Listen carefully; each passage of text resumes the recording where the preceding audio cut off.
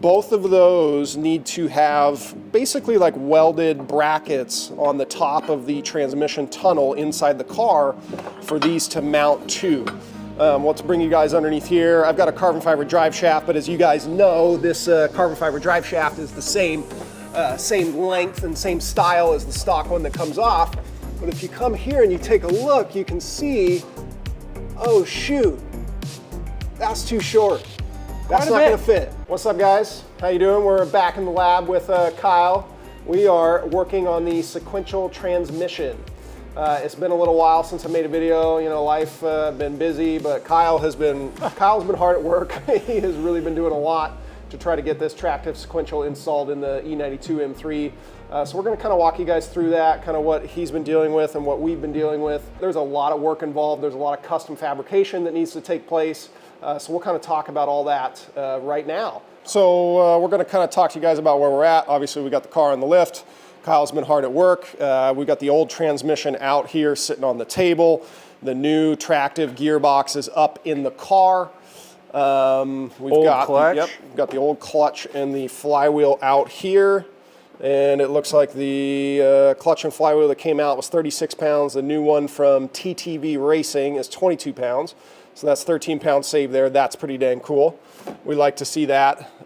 Kyle said that this stock manual gearbox and the Tractive one, probably about the same weight, not much difference, maybe what, 5 pounds total? Yeah. This is still aluminum, however, it's cast. That's a machined housing. So right away you are gonna save some weight just because of the density of the aluminum being used.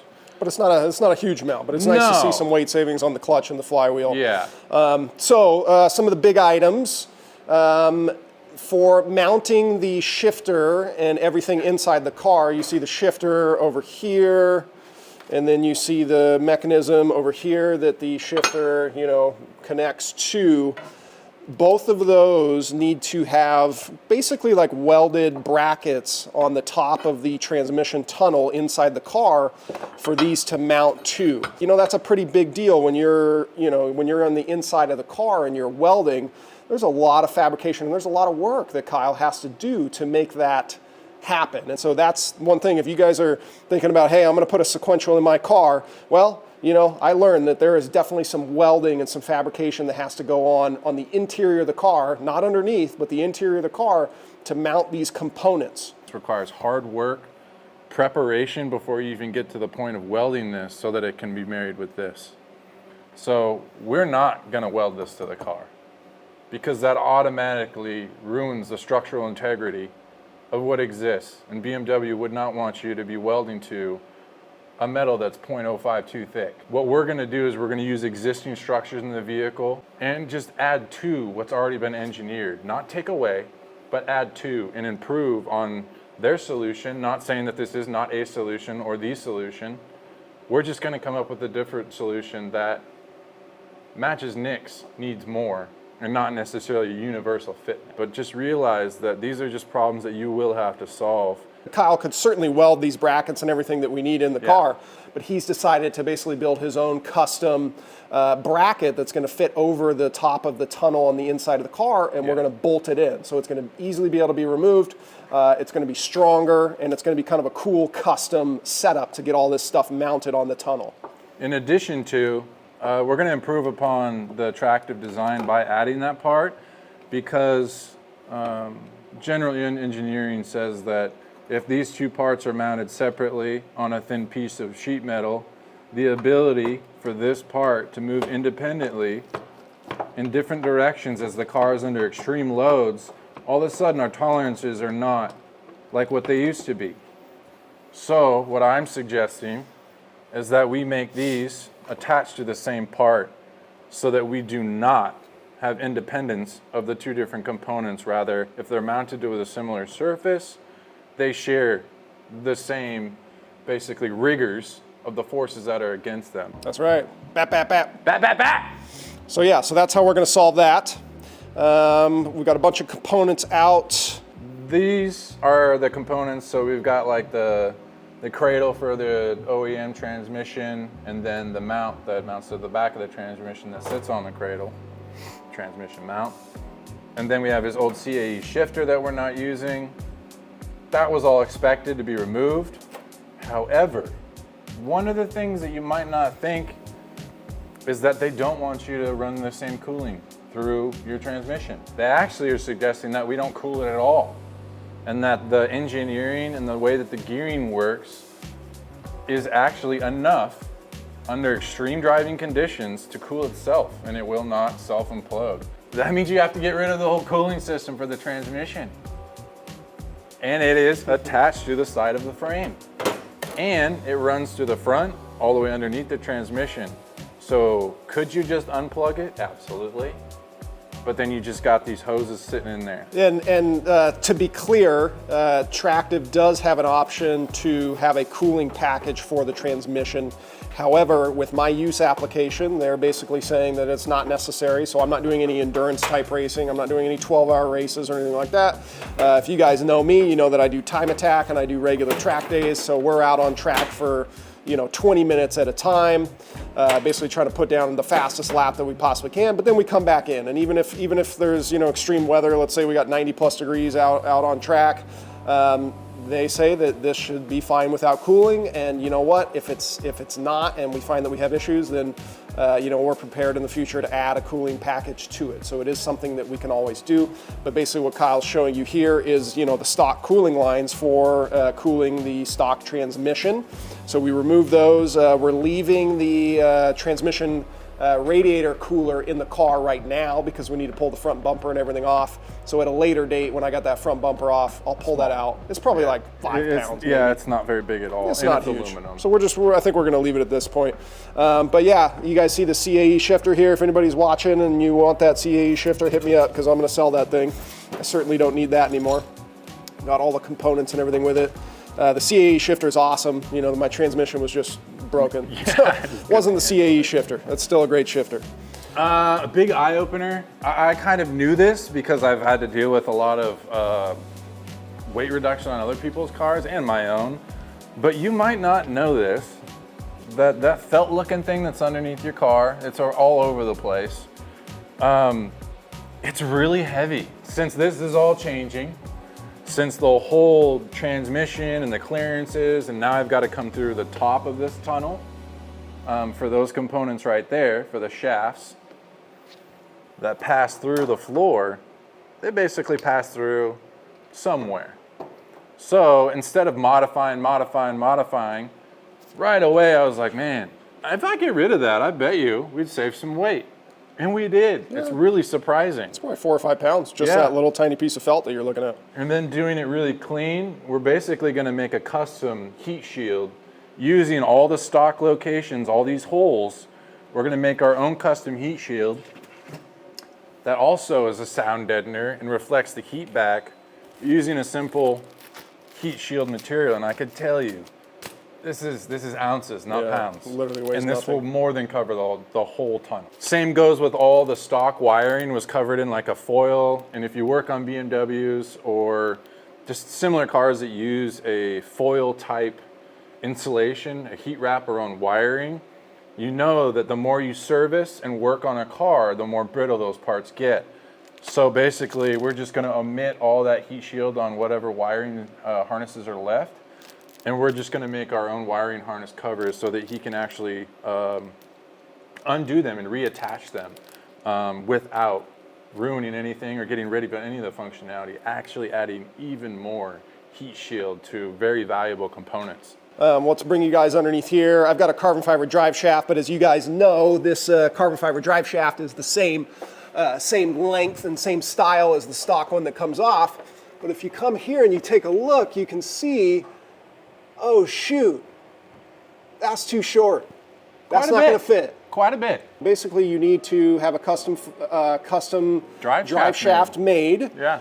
Or, I guess what you can do is, this is a 6-speed manual car. You can get a DCT drive shaft, and then you can incorporate a machined spacer to make that fit.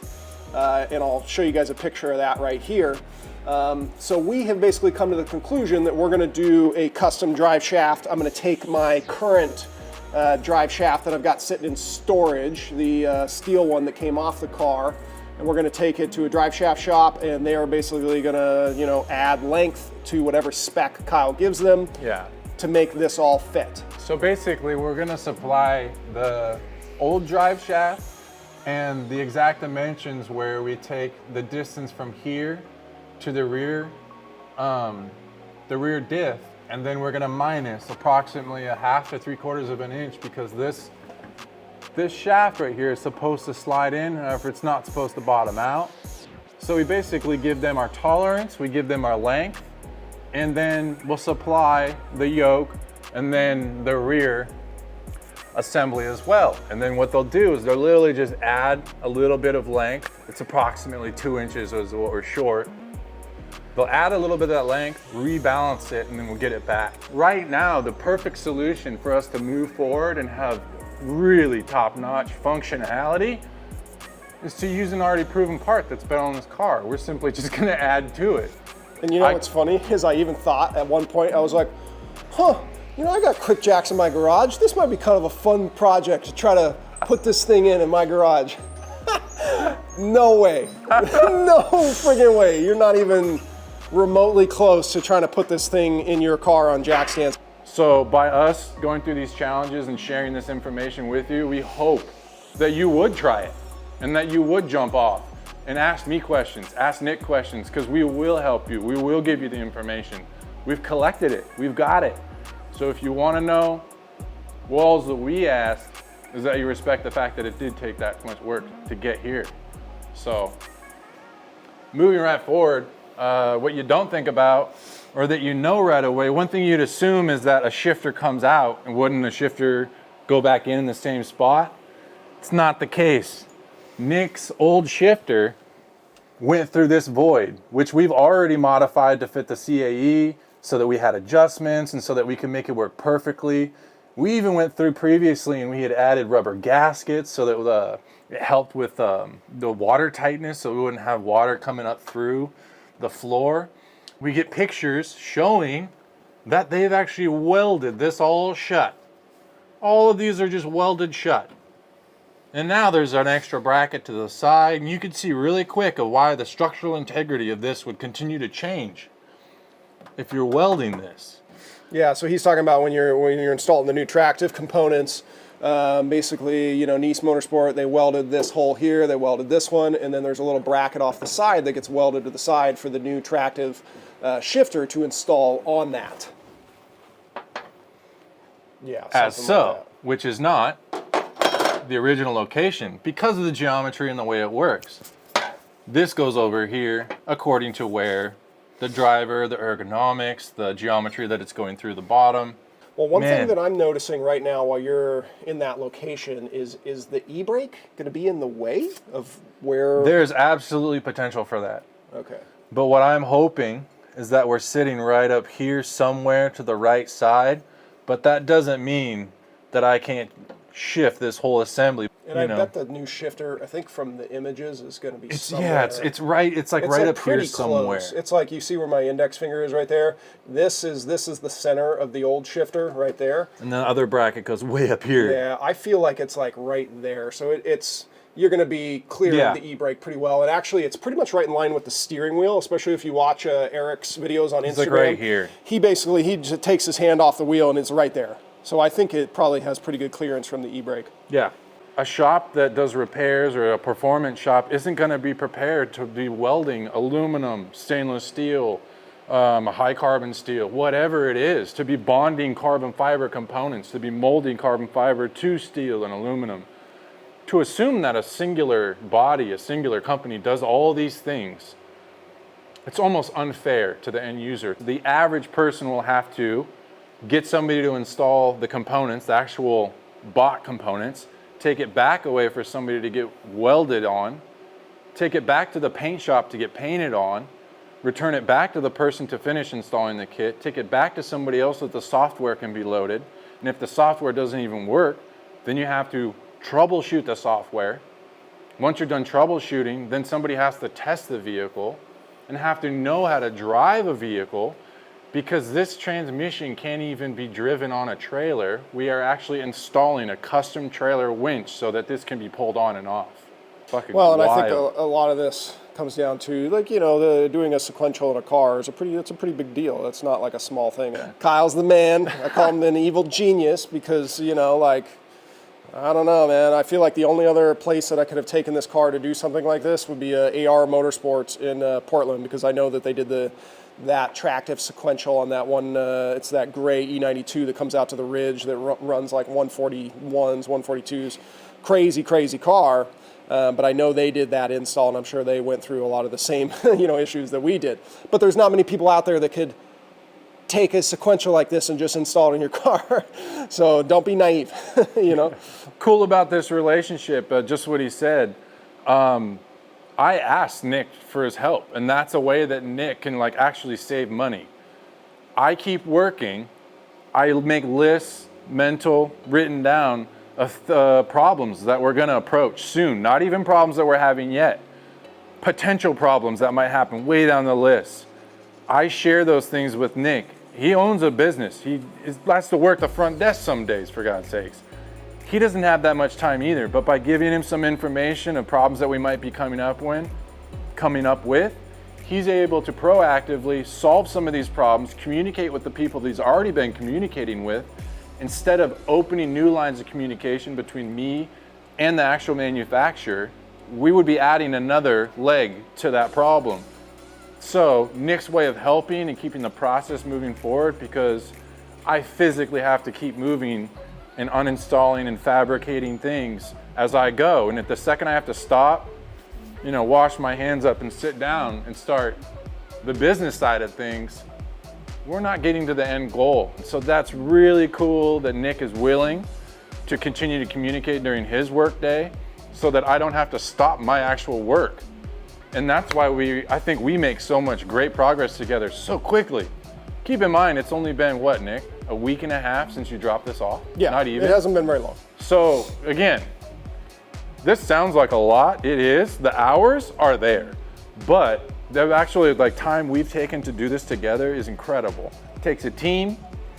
Just like, you know, Nick comes to me, I rely on Nick for help too. I don't just try to take it all on myself, because I don't even think it would be possible if I tried to do that. So I am so appreciative for that singular aspect of our relationship. Yeah, but you know, we're gonna get it done. It's gonna be awesome. We're gonna make it happen. It's gonna be cool. I'm gonna get back out on track soon with this car. Thank you, Kyle, for all your help. Really appreciate it, man. Yeah, you know, dude, I'm stoked. It's gonna be good. Yeah. So, you know, tag along, guys. We'll keep updating you as we can. Probably sometime next week I'll come back and we'll do another update. We gotta, you know, locate the shift lever in the correct position in the car, and so, you know, we'll keep taking you along this journey. But hopefully within the next couple of weeks we'll be testing this thing and tuning it, and actually, you know, taking it through the gears. Yeah, I'm so excited. I can't wait for that. Oh man. Can you imagine the first drive? Oh man, no, I can't. And it's gonna be a whole experience too, because keep in mind, like, untrailering this car will be cool in itself, because he's gonna have like a hidden winch like inside of his trailer with color matching synthetic rope.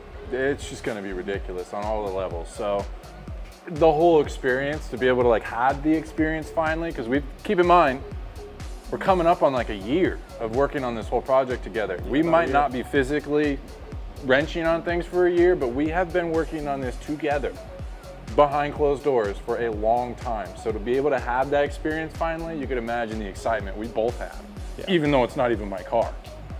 So this is awesome. Well, you're gonna get to drive it. You're gonna be testing this thing. So. Oh yeah, yeah. Yeah. All right, guys. Well, thanks for watching. We'll keep you updated. You know, comment down below, like the video, subscribe. We'd appreciate it. So take care. We'll see you on the next one.